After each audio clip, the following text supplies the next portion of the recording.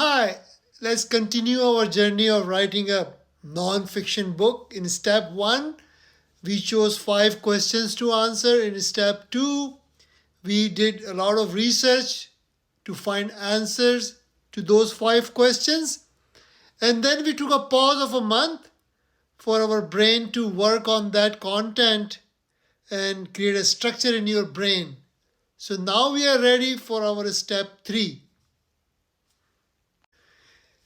In step 3, you create a structure for your book. What are you going to write about? How are you going to write about? How are you going to link the chapters? So in step 3, you develop a table of contents. And this table of content could be 3 sections of a book, like book 1, book 2, book 3.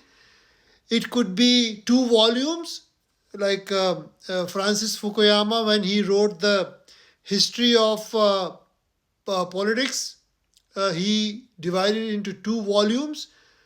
You can create just chapters. You can also create sub-chapters, within the chapters. So in step 3, you create table of content. Let me show you the table of content for my book, Thoughts.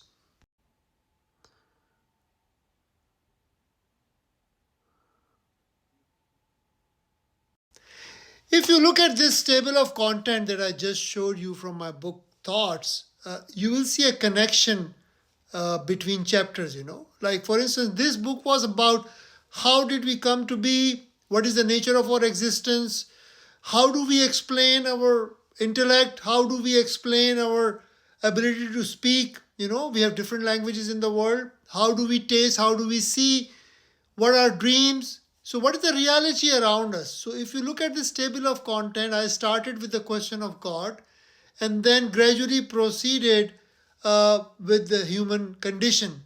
So when you create a table of content, make sure that each chapter is broad enough to provide some value to the reader, and then you have to connect these chapters like a string of pearls. You have to put your pearls on a string in your table of content. So our step 3 is to write the table of content.